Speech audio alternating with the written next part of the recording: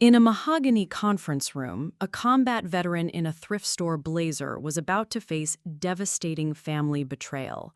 What started as a routine will reading took a shocking turn when they came face to face with a $52 million inheritance designed to destroy her. Lilysha Cox wasn't your typical heiress. For years, she had served as a military medic and veteran counselor, known for unwavering integrity. When she accepted her grandfather's impossible challenge, she had no idea she was walking into a criminal conspiracy. Lilysha made choices that would expose corruption and transform an entire industry. What began as inheritance would become justice. Before we jump back in, tell us where you're tuning in from, and if this story touches you, make sure you're subscribed, because tomorrow I've saved something extra special for you. The mahogany conference room at Whitmore Associates smelled of old money and older secrets. Lilysha Cox tugged at the sleeves of her thrift store blazer, the fabric rough against her wrists as she studied the portraits of long-dead lawyers glaring down from the walls. Across the polished table, Victoria adjusted her Hermès scarf with practiced precision, her manicured fingers drumming a subtle rhythm against her Italian leather briefcase. "Ladies," Eleanor Whitmore announced as she entered, her silver hair pulled into a severe bun that probably intimidated opposing counsel for the better part of 3 decades. The attorney moved with the measured grace of someone accustomed to delivering life-altering news. Behind her wire-rimmed glasses, her eyes held secrets that attorney-client privilege had locked away for years. Lilysha's stomach clenched. She'd spent the drive here from the Veterans Center wondering why she'd even been invited. Thomas Cox had built an empire from nothing, starting with a single fishing boat and ending with Cox Shipping, one of the most successful maritime companies on the West Coast. Everyone knew Victoria would inherit it all. She had the MBA from Wharton, the corner office at Goldman Sachs, the ruthless business instincts that their grandfather had always admired. "Before we begin," Eleanor said, settling into her chair with deliberate ceremony, "I want you both to understand that your grandfather spent considerable time crafting these final wishes. Every word was chosen with purpose." Victoria's smile was confident, almost predatory. "Of course he did. Grandfather never made a decision lightly." Lilysha said nothing. She'd learned long ago that silence was safer than hope in family gatherings. Her fingers found the small scar on her left hand, a memento from a roadside bomb in Kandahar that had taught her the difference between the wounds that showed and the ones that didn't. Eleanor opened the leather portfolio before her. The last will and testament of Thomas William Cox, dated March 15th of this year. The formal language washed over them like tide: charitable bequests to the Maritime Workers Foundation, generous pensions for longtime employees, specific gifts to museums and libraries. Victoria's posture remained perfect, but Lilysha caught the slight tightening around her sister's eyes. The longer Eleanor read, the more apparent it became that the major bequest, the company itself, had yet to be mentioned. "To my granddaughter, Victoria Alexandra Cox, I leave my collection of maritime art and the sum of $500,000, acknowledging her considerable business acumen and wishing her success in her chosen career." The words hit Victoria like a physical blow. Her composure cracked just enough for Lilysha to see the shock underneath. $500,000 was generous by most standards, but it was pocket change compared to Cox Shipping's estimated worth of $50 million. "And to my granddaughter, Lilysha Marie Cox, I leave the entirety of Cox Shipping Corporation, including all assets, properties, and business interests, valued at approximately $52 million. The silence stretched between them like a held breath. Lilysha felt the words bounce off her consciousness, unable to process their meaning. Victoria's face had gone pale beneath her expertly applied makeup. "However," Eleanor continued, and that single word carried the weight of an anchor, "this inheritance comes with specific conditions." She produced a second document, sealed with red wax, a codicil, dated just 3 weeks before your grandfather's passing. Lilysha, you will inherit everything, but only if you successfully manage Cox shipping for 1 full year without allowing the company's value to decline by more than 10%. Should you fail to meet this condition, or should you choose not to accept this challenge, the entire inheritance will pass to Victoria. Victoria leaned forward, her business instincts overriding her shock. This is absurd. Lilysha has no experience running a company. She's never even worked in business. Your grandfather was well aware of both your qualifications and Lilysha's background, Eleanor replied evenly. His decision was deliberate and final. Lilysha's mind reeled. The girl who'd been called the family disappointment for choosing social work over commerce, who'd spent 2 tours in Afghanistan patching up soldiers instead of building a portfolio, who'd been content helping veterans find jobs and housing, that girl was supposed to run a shipping empire? I need to see that codicil, Victoria demanded, her voice sharp with barely controlled panic. The family lawyers need to review. I am the family lawyer, Eleanor interrupted. I've been Thomas's attorney for 30 years, and I can assure you this document is legally ironclad. Your grandfather took considerable care to ensure there would be no successful challenges.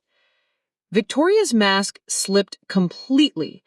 She said, "This is a mistake. Grandfather would never—" "Your grandfather," said Eleanor with quiet authority, "spent his final months observing both of you very carefully.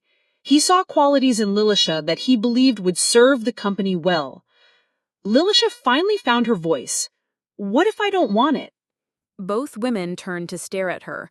Victoria's expression mixed hope with disbelief. Eleanor's face remained neutral, but something in her eyes suggested she'd expected this question. "Then Victoria inherits everything, and the matter is settled," Eleanor replied. "But your grandfather hoped you would at least consider the possibility that you are more capable than you believe." The weight of $50 million pressed down on Lilysha's shoulders like battlefield equipment she'd never learned to carry. She thought of the veterans she worked with daily, the men and women who'd lost everything and were slowly rebuilding their lives, one small victory at a time. She thought of her grandfather, who'd always seemed to look through her rather than at her during family dinners. "How long do I have to decide?" "You must give your answer today. The company cannot remain in legal limbo." Victoria stood abruptly, her chair scraping against the hardwood floor. "Lilysha, be reasonable. You know nothing about shipping, about business, about any of this. You'll destroy everything grandfather built." Maybe Victoria was right. Maybe this was some kind of test she was destined to fail. But as Lilysha looked at her sister's desperate face, she realized something had shifted. For the first time in her life, someone had chosen her first. Someone had believed she was worth more than token recognition. "I accept," she said quietly. Victoria's composure shattered completely. "You're making a terrible mistake. For both of us." But as Eleanor Whitmore smiled for the first time since entering the room, Lilysha wondered if the terrible mistake had been spending 32 years believing she wasn't worthy of more than the scraps of other people's expectations. The real challenge, she suspected, was just beginning. 3 days after accepting the inheritance that had turned her world upside down, Lilysha stood at the base of the Cox shipping tower, craning her neck to count the floors disappearing into San Francisco's morning fog. The glass and steel monument to her grandfather's ambition rose 43 stories above the harbor, its corporate logo gleaming like a lighthouse beacon across the bay. Her hands shook as she adjusted the strap of her worn messenger bag. Inside were the keys Eleanor had given her, not just to the building, but to Thomas's private office, his files, his entire corporate kingdom. The weight of responsibility felt heavier than the field equipment she'd carried through Afghan villages, because at least then she'd known what she was doing. The elevator ride to the 38th floor lasted an eternity. Each ascending number reminded her that she was climbing toward a life she'd never wanted, armed with nothing but military discipline and Eleanor Whitmore's cryptic assurance that Thomas had seen something in her worth $50 million. The boardroom was already full when she arrived. 12 executives in tailored suits sat around a table that probably cost more than most people's cars, their expressions ranging from skeptical to openly hostile. She recognized a few faces from family Christmas dinners, distant relatives who'd always treated her like an inconvenient reminder of the family's charity work. "Ladies and gentlemen," she began, her voice steadier than she felt, "I know this transition is unexpected." Richard Blackwood cleared his throat. "Miss Cox, with all due respect, Cox Shipping is a complex operation. Perhaps you might consider appointing an interim CEO while you familiarize yourself with the business." Translation: step aside and let the adults handle this. Lilysha's military training kicked in. She'd learned to read room dynamics in forward operating bases where misreading signals could get people killed. Blackwood was the alpha here, the one the others looked to for guidance. His suggestion wasn't helpful advice, it was a power play. "I appreciate your concern, Mr. Blackwood, but my grandfather's will was quite specific about my role. I'll be taking an active part in all major decisions." She caught the glances exchanged around the table. These people had expected Victoria, or at minimum, someone who understood their language of profit margins and market share. Instead, they got the family disappointment with dirt under her fingernails from working at the Veterans Center. The financial presentation that followed made her head spin. Revenue streams, shipping contracts, labor negotiations, all delivered in rapid-fire corporate speak that seemed designed to overwhelm rather than inform. But between the jargon, patterns emerged that her analytical mind couldn't ignore. Certain numbers didn't align. Explanations felt rehearsed rather than spontaneous. "The irregularities you're seeing in Q3," Blackwood explained when she questioned a discrepancy, "are standard accounting adjustments. Maritime shipping involves complex international regulations that sometimes require creative bookkeeping." Creative bookkeeping. In Afghanistan, they'd called that kind of language bureaucratic bullshit, words designed to hide rather than illuminate truth. After the meeting, she found herself alone in Thomas's office, surrounded by 3 decades of accumulated maritime history. Ship models lined the shelves, photographs captured launching ceremonies and ribbon cuttings, and behind the massive desk, windows offered a commanding view of the harbor where it all began. The desk itself held secrets. In the bottom drawer, locked but easily opened with one of Eleanor's keys, she discovered a manila folder labeled Personal, TFC Only. Inside were handwritten notes in her grandfather's careful script documenting concerns about financial irregularities and questions about manifest accuracy. The dates went back 6 months before his death. Her phone buzzed. A text from David Park, her closest friend from the service. "How's corporate life treating you, Cox? Ready to trade your suit for fatigues yet?" Before she could respond, another message appeared from an unknown number. "Saw the news about your inheritance. Some people are asking questions about your qualifications. Thought you should know. A friend." The anonymous warning sent ice through her veins. She'd been CEO for exactly 4 hours, and already someone was watching, evaluating, perhaps planning. The corporate world wasn't so different from combat zones, after all. The weapons were just less obvious. A knock interrupted her thoughts. Victoria entered without waiting for permission, her expression carefully neutral. "How was your first board meeting?" she asked, settling into the chair across from the desk that had always belonged to their grandfather. "Educational," Lilysha replied carefully. "I'm learning that shipping is more complicated than I thought." "It's never too late to reconsider," Victoria said. "I could help transition the company properly. Grandfather may have had his reasons, but business isn't charity work, Lilysha. People's livelihoods depend on competent leadership." The offer sounded reasonable, even generous, but something in Victoria's eyes reminded Lilysha of officers who'd smiled while requisitioning supplies that never reached the soldiers who needed them. "I appreciate the concern," Lilysha said, "but I think I'll figure it out as I go." Victoria's smile tightened. Your choice. But when this year is over and the company is worth 30% less than when you started, remember that I offered to help. After Victoria left, Lilysha sat alone in the gathering dusk, watching lights begin to twinkle across the harbor. Thomas's notes lay scattered across the desk, fragments of an investigation that had died with him. Whatever he'd been pursuing, it had worried him enough to document everything in secret. She pulled out her phone and scrolled to David's contact. If Thomas had been right to be suspicious, she was going to need all the help she could get, and if her first day had taught her anything, it was that she was walking into a war zone where the enemy wore $1,000 suits and spoke in quarterly reports. The question was whether she had the courage to fight a battle she didn't understand, armed with nothing but instinct and the inexplicable faith of a dead man who'd seen something in her that she couldn't yet see in herself. David Park arrived at Cox Shipping with the quiet confidence of someone who'd learned to assess threats in places where mistakes cost lives. His security consulting firm had made him wealthy, but he still carried himself like the Army Ranger who'd pulled Lilysha from a burning Humvee outside Kandahar. "Nice digs," he said, scanning the executive floor with professional interest. "Though I'm betting the real dangers here don't announce themselves with explosions." Lilysha led him to Thomas's office, where she'd spent the past week drowning in shipping manifests and financial reports that felt deliberately opaque.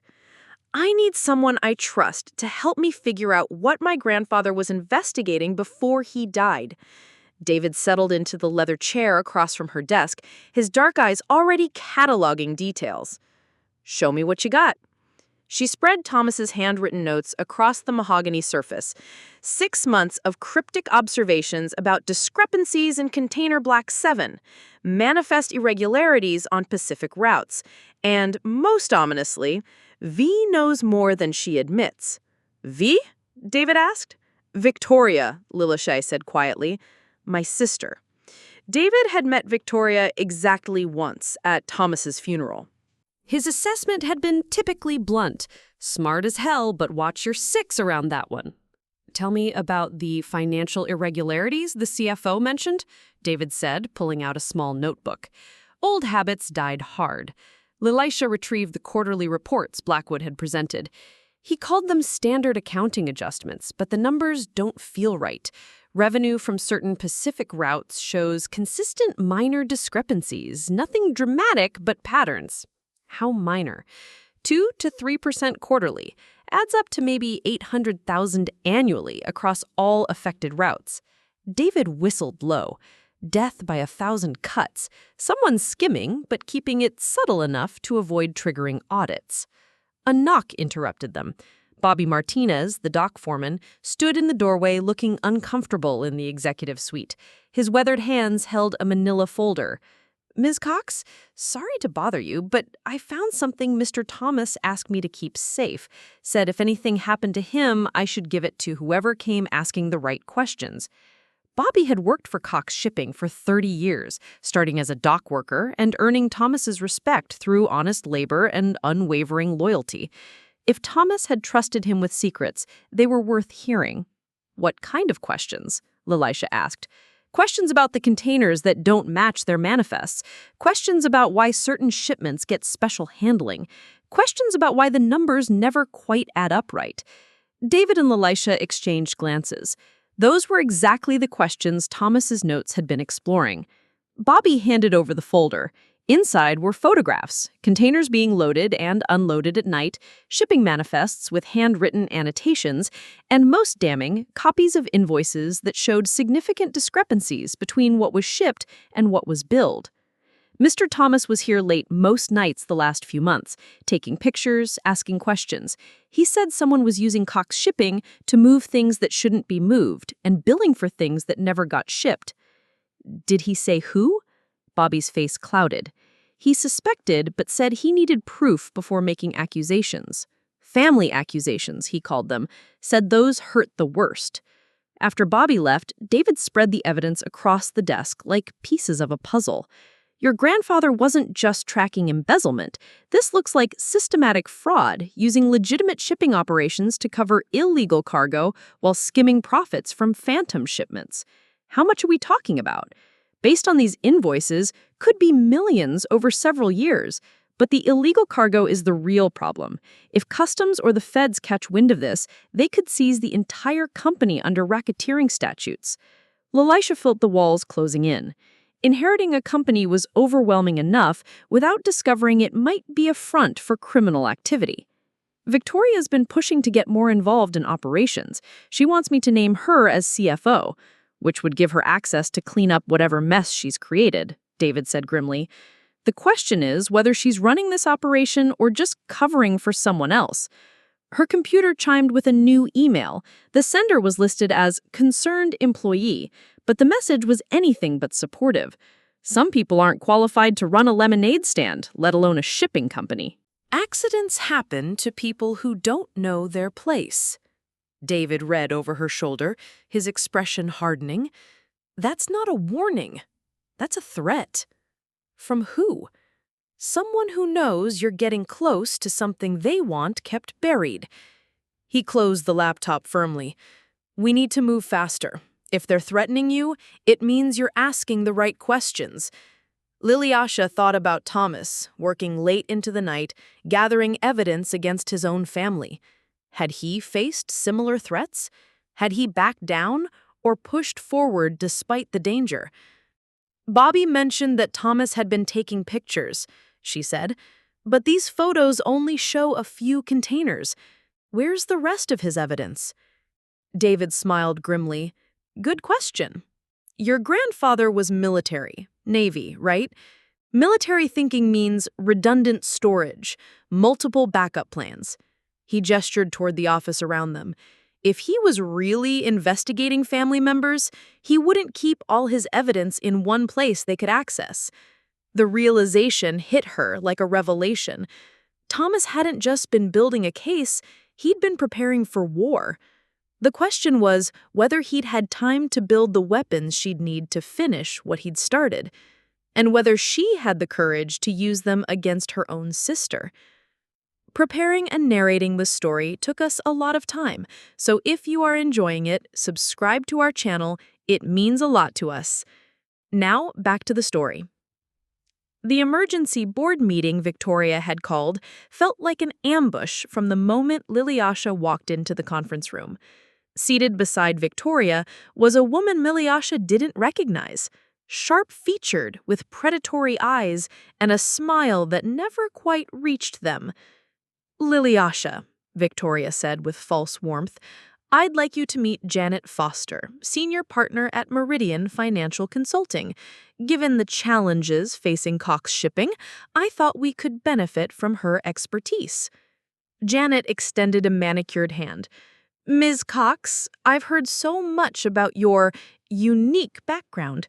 It's refreshing to see someone willing to learn on the job. The words were polite, but the tone carried the subtle condescension Lilysha had learned to recognize in officers who believed combat medics were glorified nurses. Janet Foster was here to assess weakness, not provide help. What specifically? Lilysha asked, taking her seat at the head of the table. Richard Blackwood cleared his throat, sliding a folder across the mahogany surface. Our Q3 performance has raised some concerns among board members. Profit margins are down 3% from last quarter.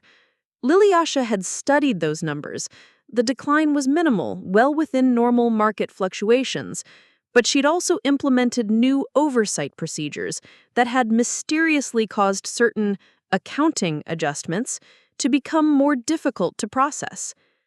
3% isn't catastrophic, especially given the new quality control measures we've implemented, replied. Quality control measures that have significantly slowed our operations, Victoria interjected. Our competitors are gaining market share while we're drowning in bureaucracy. Janet Foster nodded sympathetically. I've seen this before. Well-intentioned reforms that sound good in theory, but devastate efficiency in practice. Sometimes the cure is worse than the disease. That evening, Sophie Cox sat across from her sisters in the private dining room of their grandfather's Nob Hill mansion, trying to mediate a conversation that felt more like a ceasefire negotiation. At 28, Sophie possessed the kind of gentle strength that came from years of holding fractured families together. "This can't continue," Sophie said, her voice carrying the authority of someone trained in conflict resolution. "Grandfather would be heartbroken to see you two tearing each other apart." Victoria's composure was perfect, but Lilysha caught the slight tremor in her sister's hands as she reached for her wine glass. "I'm trying to help, Sophie. Lilysha's in over her head and the company is suffering." "The company is fine," Lilysha replied. "What's suffering is whatever scheme you've been running through our shipping operations." The words hung in the air like smoke from a fired weapon. Victoria's mask slipped for just an instant, revealing something desperate underneath. "What exactly are you accusing me of?" Victoria's voice was dangerously quiet. "I think you know." Sophie looked between her sisters with growing alarm. "What's going on? What scheme?" "Nothing," Victoria said quickly.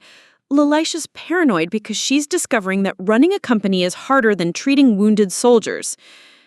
But Lilysha had learned to read stress indicators during triage situations, where lies could kill patients. Victoria's breathing was shallow, her pupils slightly dilated, her vocal pitch higher than normal. Classic signs of someone operating under extreme pressure. "Grandfather left notes," Lilysha said quietly. "Detailed observations about financial irregularities. He was investigating someone he trusted, someone with inside access." Victoria's wineglass hit the table harder than intended. "Grandfather was old, Lilysha, confused. He saw conspiracies everywhere toward the end." "Did he? Or did he finally figure out what you've been doing?" "Stop!" Sophie's voice cut through the tension like a blade. "Both of you, just stop! This family has lost too much already." But the damage was done. Victoria stood abruptly, her composure fracturing completely. "You have no idea what you're dealing with," she said, her voice barely controlled. "Some secrets are meant to stay buried, Lilysha, for everyone's sake." "Is that a threat?" "It's a warning from someone who actually cares about this family's reputation." After Victoria stormed out, Sophie turned to Lilysha with tears in her eyes. "What have you found?" Lilysha wanted to lie to protect her youngest sister from the growing certainty that their family was built on more than shipping containers and business contracts. But Sophie deserved the truth. Evidence that someone's been using Cox shipping for illegal activities, skimming profits, falsifying manifests, possibly moving contraband cargo. "And you think Victoria's involved?" "I think Victoria's desperate to stop me from digging deeper. The question is whether she's protecting herself or someone else." Sophie's psychological training kicked in, her professional instincts analyzing family dynamics with painful clarity. Victoria's been different lately. Secretive, defensive, constantly checking her phone. I thought it was just stress from her job, but people under financial pressure make dangerous choices, Sophie said quietly, and Victoria's always equated her worth with her success. Later that night, alone in Thomas's study, Lilysha found a hidden safe behind a maritime painting. The combination was etched into the back of Thomas's Navy Cross, the date he'd earned it for saving his crew during a typhoon in the Pacific. Inside were documents that made her blood run cold. Bank records showing systematic transfers from Cox shipping accounts to offshore holdings, correspondence with shell companies that existed only on paper, and most damning of all, a detailed analysis of Victoria's gambling debts that totaled nearly $2 million. Her phone buzzed with a text from an unknown number. "Your sister tried to warn you. Last chance to back down before people get hurt." Lilysha stared at the evidence spread across Thomas's desk, understanding now why he'd structured the inheritance as a test. He hadn't been testing her business acumen. He'd been testing her courage to do what was right, when doing right meant destroying her own family. The question now was whether she was strong enough to finish what he'd started, knowing that the cost might be losing the only family she had left. The investigative journalist who appeared in Lilysha's office unannounced possessed the kind of quiet intensity that came from years of digging up truths powerful people preferred buried. Amanda Rivera's credentials were impressive. Pulitzer Prize nominee, former Wall Street Journal reporter, but her current situation was more precarious. "I'm freelancing now," Amanda explained, settling into the chair across from Lilysha's desk without waiting for invitation. "Lost my position at the Chronicle for refusing to kill a story about maritime industry corruption. Seems my former editors received some very persuasive phone calls." David Park, who'd been reviewing security footage in the corner, looked up with interest. "What kind of corruption?" "The kind that involves legitimate shipping companies providing cover for less legitimate cargo, ghost manifests, phantom billing, creative accounting." Amanda's dark eyes fixed on Lilysha. "The kind that's been happening at Cox Shipping for at least 3 years." Lilysha felt the familiar tension that came with walking into potential ambush territory. "What exactly are you looking for, Miss Rivera?" "The truth, and maybe a story that doesn't get buried by corporate lawyers and convenient accidents." Amanda pulled out a tablet, swiping through documents. "I've been tracking a network of maritime companies all showing similar patterns. Minor profit discrepancies, unusual cargo handling, connections to the same financial consulting firms." She turned the screen toward them. A web diagram showed connections between Cox Shipping and dozens of other companies, all linked through financial transfers and consulting relationships. At the center sat Meridian Financial Consulting, Janet Foster's firm. "Foster's operation is bigger than we thought," David said grimly. "She's not just skimming from Cox Shipping, she's running a network." "Which explains why Victoria brought her in," Lilysha realized. "Foster needed inside access to clean up her operations before we could trace them." Before Lilysha could respond, Bobby Martinez appeared in the doorway, his weathered face grim. "Ms. Cox, we've got a problem at Dock 7. Customs agents are asking questions about last night's shipment." The walk to the docks gave Lilysha time to process Amanda's revelations. If Customs was investigating, it meant Foster's operation was drawing federal attention, the kind of attention that could destroy Cox Shipping even if they weren't directly complicit. Dock 7 was swarming with federal agents when they arrived. A customs supervisor named Agent Torres briefed them on the situation with professional courtesy that barely concealed suspicion. "Anonymous tip about irregularities in your Pacific route manifests. We're finding discrepancies between what was declared and what was actually shipped." "What kind of discrepancies?" David asked. "Container weight variations, cargo descriptions that don't match contents, billing for phantom shipments." Torres studied Lilysha carefully. "This is your first month as CEO, correct? Interesting timing for someone to start calling in tips." The implication was clear. Either Lilysha was involved in the corruption or someone was using Customs to pressure her. Given the anonymous threats she'd been receiving, the latter seemed more likely. Eleanor Whitmore arrived within the hour, her legal expertise transforming from helpful guidance into active protection. In the privacy of the harbormaster's office, she revealed information that attorney-client privilege had previously prevented her from sharing. "Your grandfather documented everything," Eleanor said, producing a sealed envelope from her briefcase. Financial records, photographs, even audio recordings of conversations with Victoria about her difficulties. The recordings were devastating. Victoria's voice, desperate and pleading, admitting to falsifying manifests and billing phantom shipments to cover her gambling debts. Foster's voice, smooth and persuasive, explaining how her consulting services could solve all of Victoria's problems while generating substantial profits for everyone involved. Thomas was preparing to confront Victoria when he died. He'd hoped to handle it quietly, within the family, but his investigation revealed that Foster's operation was much larger than simple embezzlement. How much larger? Amanda asked, her journalistic instincts fully engaged. Multi-million-dollar international money laundering using legitimate shipping companies as cover. Cox Shipping was just one piece of a much bigger puzzle. Lilysha felt the weight of responsibility settling on her shoulders like pack equipment before a long patrol. Thomas hadn't just left her a company, he'd left her evidence of a criminal conspiracy that stretched far beyond their family's problems. "The customs investigation isn't coincidence," David said. "Someone tipped them off to pressure us into backing down, or to force us to destroy evidence before they could find it," Eleanor added grimly. Amanda leaned forward, her expression intense. "What if we didn't destroy it? What if we used it instead?" "You're suggesting we cooperate with federal investigators?" Lilysha asked. "I'm suggesting we get ahead of this before Foster realizes how much evidence exists. Your grandfather spent months building a case. Maybe it's time to finish what he started." That evening, alone in Thomas's study, Lilysha stared at the evidence spread across his desk. Audio recordings, financial documents, photographs, customs manifests, everything needed to expose the entire conspiracy.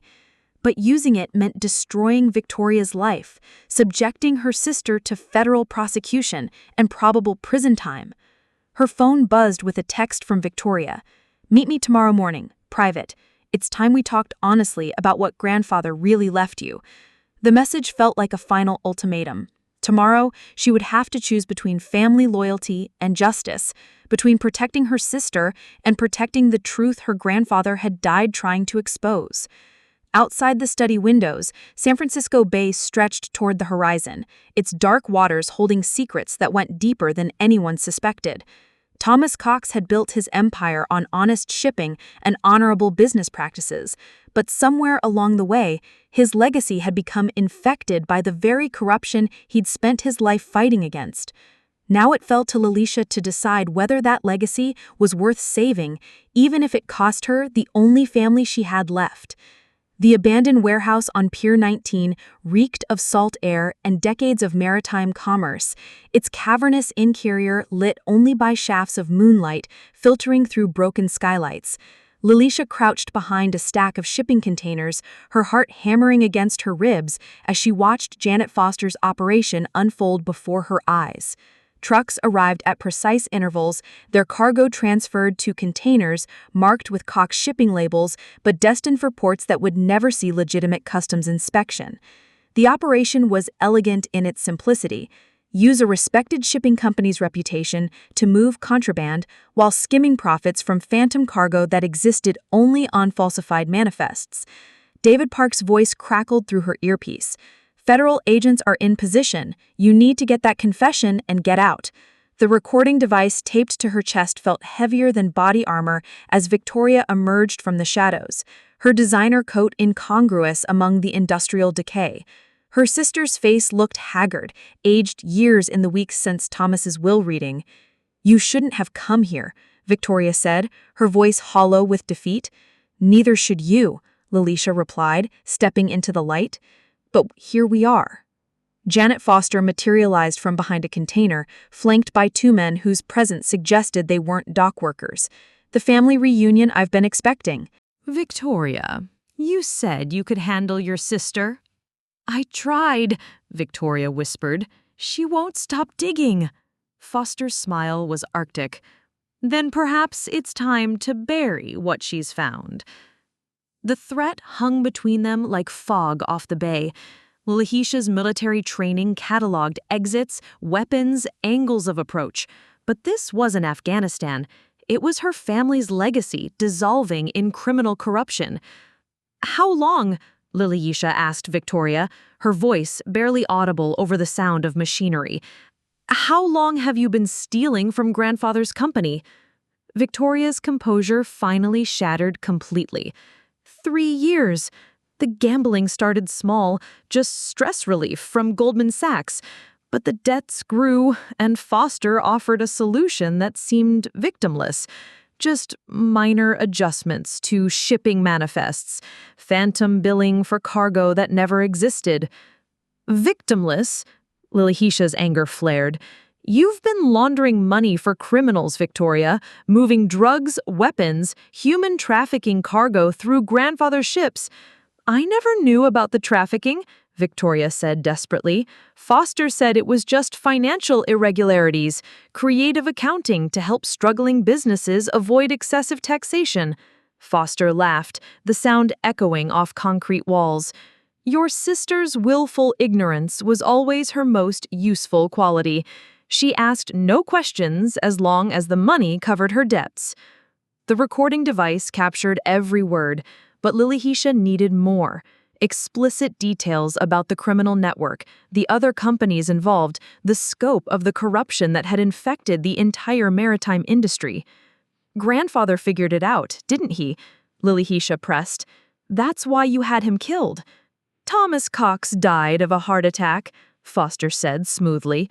"Though I'll admit the stress of discovering her beloved granddaughter's betrayal may have contributed to his declining health." Victoria's face went white. "You said he would never find out. You promised the financial adjustments were untraceable." "They were untraceable to anyone who didn't spend 30 years building the company from the ground up. Thomas knew every aspect of Cox Shipping's operations. Once he started looking for irregularities, it was only a matter of time." The admissions sent ice through Lilysha's veins. Thomas hadn't died naturally. The stress of discovering Victoria's betrayal had literally broken his heart. Her grandfather had died knowing his own granddaughter had destroyed everything he'd built. The will, Lilysha realized. He structured the inheritance as a test because he knew. He wanted to see if I had the courage to expose the truth. "A test you've passed admirably. Unfortunately, it's also a test that will end your life. Maritime accidents are tragically common, especially for inexperienced CEOs who work late alone in dangerous harbor areas." The men flanking Foster moved closer, but David Park's voice in her earpiece brought relief. "Federal agents moving in. 30 seconds." Lilysha needed to keep Foster talking, to capture enough evidence to convict the entire network. "How many companies are you running this through? How many families have you destroyed?" "Families?" Foster's laugh was genuinely amused. "I've saved families, Lilysha. Your sister would be in prison without my intervention." Cleaning house was expensive initially, Lilysha acknowledged, thinking of the millions spent on new systems, legal fees, and rebuilding damaged relationships. But corruption is more expensive. The criminal activity we exposed had cost our company nearly $15 million over 3 years, not counting the immeasurable damage to our reputation and employee morale. In the gallery, Amanda Rivera took notes for her upcoming book about corporate redemption in American business. Their relationship had evolved beyond romance into a true partnership. Amanda's investigative skills complemented Lilysha's operational expertise as they worked together to transform an industry resistant to change. After the hearing, they walked through Arlington National Cemetery, where Thomas Cox's headstone bore a simple inscription: "Honest work, honest reward." Lilysha placed fresh flowers beside the marker, as she did every time business brought her to Washington. "He would have enjoyed watching you make those senators squirm," Amanda said, linking their arms as they walked among the rows of white marble. "Especially when you quoted his old speeches about worker dignity." "I found those speeches in his journal," Lilysha replied. Turns out, he gave the same speech to new employees for 30 years about how Cox Shipping existed to serve the people who depended on maritime commerce, not just to generate profits for shareholders. That evening, they video-called Sophie and David from their hotel room. Sophie's belly showed the gentle curve of early pregnancy, and David's face glowed with protective pride. The couple had found their calling at Cox Shipping. Sophie revolutionizing workplace mental health programs, while David established industry-leading security protocols that other companies now paid to license. "Victoria called today," Sophie reported, her voice carefully neutral. "She's been approved for work release. The halfway house found her a position with a nonprofit that helps small businesses recover from fraud. She wanted you to know she's grateful for the recommendation letter you wrote." Lilysha had struggled with that letter, balancing honesty about Victoria's crimes with recognition of her genuine efforts toward redemption. Prison had transformed her sister in ways that years of therapy and family intervention never could, stripping away the entitled facade to reveal someone finally ready to confront the consequences of her choices. "She wants to see you when she gets out," Sophie continued. "She understands if you're not ready, but she hopes someday you might be." The relationship with Victoria remained complicated. Lilysha had visited twice during the incarceration, conversations filled with tears, apologies, and tentative steps toward rebuilding trust. Victoria's cooperation with federal prosecutors had dismantled 3 other criminal networks, but the personal cost to their family remained immeasurable. "I'll think about it," Lilysha said, and meant it. Forgiveness, she'd learned, was a process rather than a decision, something that grew slowly, like trust, through consistent actions over time. The next morning brought news that shifted everything. Eleanor Whitmore called with information that made Lilysha's coffee grow cold as she listened. The Maritime Industry Association wants to establish the Thomas Cox Foundation for Ethical Business Practices, Eleanor explained. They're offering $10 million in initial funding with commitments from major shipping companies to contribute annually. They want you to serve as founding director. The foundation would provide resources for businesses fighting corruption, legal support for whistleblowers, and educational programs about ethical leadership. It represented the institutionalization of everything Thomas had believed about honest commerce, scaled to impact the entire industry. "There's more," Eleanor continued. "Harvard Business School wants to create the Cox Chair in Ethical Leadership. They've studied your company's transformation and believe it represents a new model for responsible capitalism." Amanda watched Lilysha process this information, recognizing the thoughtful silence that meant her partner was weighing options against principles. The academic appointment would mean prestige, security, and the opportunity to influence future business leaders, but it would also mean leaving the day-to-day operations of Cox Shipping to others. "I need time to consider," Lilysha finally told Eleanor.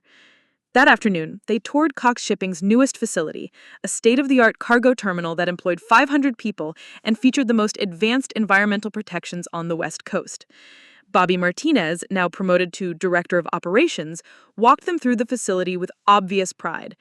"Your grandfather would have loved this place," Bobby said, gesturing toward the solar panels covering every roof and the zero-emission vehicles moving cargo. "Clean, efficient, and profitable. Proves you can do right by the environment and the bottom line." As they watched workers loading containers with precision and purpose, Lilysha realized her decision was already made. The foundation and academic opportunities represented important work, but Cox Shipping remained her true calling. This was where she could have the most direct impact, where Thomas's principles could be lived rather than just taught. "I'm staying," she told Amanda as they watched the evening shift take over operations. "The foundation can operate from here, and Harvard can find another professor. This company, these workers, this is where I belong." Amanda smiled, having expected this choice. "Thomas would be proud. You've built something that will outlast us all." Looking out over the harbor where it all began with a single fishing boat and an immigrant stream, Lilysha understood finally what her grandfather had meant about precious cargo and distant shores. Some journeys, she realized, weren't about reaching a destination. They were about becoming worthy of the trust placed in you along the way. The lights of departing ships stretched toward the horizon like a promise that honest work and honest reward would continue to find their way across the vast Pacific, carrying Thomas Cox's legacy to shores he never imagined reaching. 5 years after accepting her grandfather's impossible challenge, Lilysha stood in the same veteran center where her journey had begun. But this time, she wasn't there as a social worker, seeking purpose. She was there as the keynote speaker for the annual fundraising gala, representing the Thomas Cox Foundation's latest initiative, providing maritime job training for veterans transitioning to civilian careers. When I left this building 5 years ago to attend what I thought would be a routine will reading, Lilysha told the assembled crowd of veterans, donors, and community leaders, I had no idea I was walking toward a destiny my grandfather had been preparing for me my entire life. In the front row, Marcus Rodriguez, a former Marine sergeant who'd lost his left leg to an IED in Syria, sat with his Cox Shipping training certificate in hand. Tomorrow, he would begin work as a cargo logistics coordinator, part of a program that had already placed over 200 veterans in well-paying maritime careers. Military service teaches you that the mission comes first, Lilysha continued. But civilian leadership taught me that the mission must be worthy of the sacrifice. Every veteran in this room knows what it means to serve something greater than yourself. That's exactly what ethical business requires. Amanda, now 5 months pregnant with their first child, watched from the side of the room with quiet pride. Their daughter would grow up in a world where her mothers had helped prove that business could be a force for healing rather than exploitation, a legacy worth passing to the next generation. After the speech, Victoria approached hesitantly, her appearance transformed by 3 years of sobriety and genuine humility. The designer clothes and predatory confidence were gone, replaced by simple attire and eyes that met Lilysha's directly without shame or arrogance. "I wanted to thank you," Victoria said, quietly, "for the Foundation's support of the Small Business Recovery Program. We've helped 43 companies rebuild after fraud losses this year." The conversation was still careful, weighted with shared history and mutual recognition of how far they'd both traveled from that mahogany conference room where Eleanor had first read Thomas's will.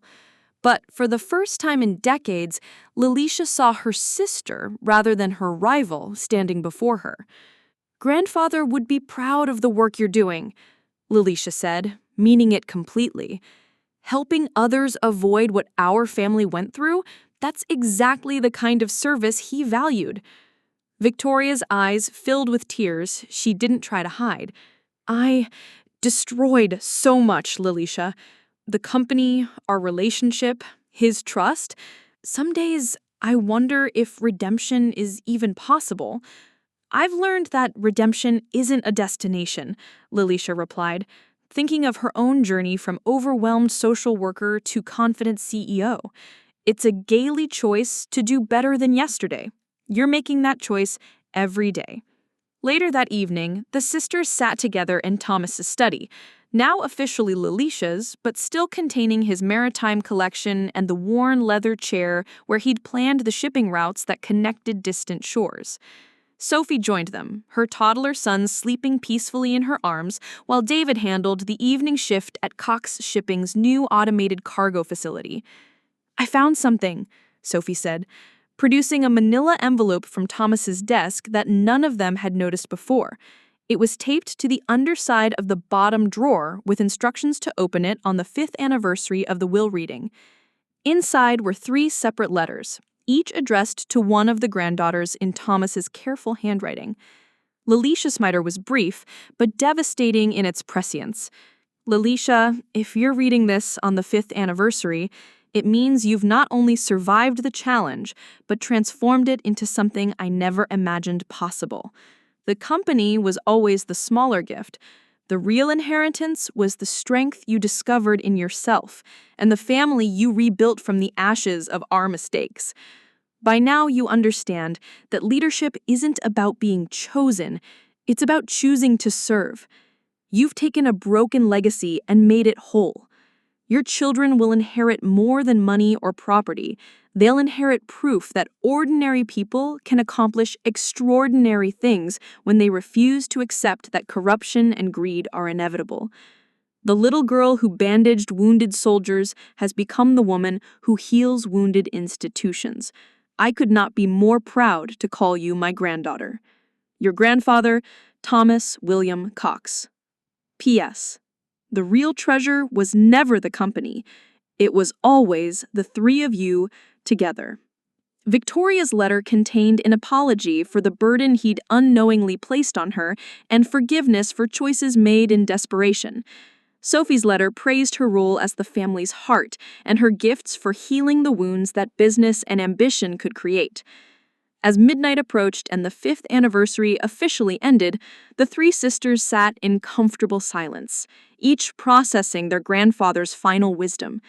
The letters revealed that Thomas had understood more than any of them realized, that his death would either destroy their family or forge it into something stronger than blood alone could create. "What happens now?" Sophie asked, echoing the question she'd posed 5 years earlier in this same room. Lilysha looked out at the harbor where Cox shipping vessels departed nightly for destinations across the Pacific, carrying cargo and crew members whose livelihoods depended on the integrity of the company Thomas had built and she had rebuilt. "Now we keep going," she said simply. "We keep building something worthy of the trust placed in us." Outside the windows, the lights of San Francisco Bay sparkled like stars reflected in dark water, and somewhere in that vast Pacific, ships bearing the Cox shipping logo carried precious cargo toward distant shores, just as Thomas had always intended, just as they always would. The challenge was complete, but the mission endured. Honest work, honest reward, and the unwavering belief that business could serve something greater than profit. Thomas Cox's legacy lived on, not in the company that bore his name, but in the family that had chosen to honor his memory by becoming worthy of it. Up next, you've got 2 more standout stories right on your screen. If this one hit the mark, you won't want to pass these up. Just click and check them out. And don't forget to subscribe and turn on the notification bell so you don't miss any upload from us.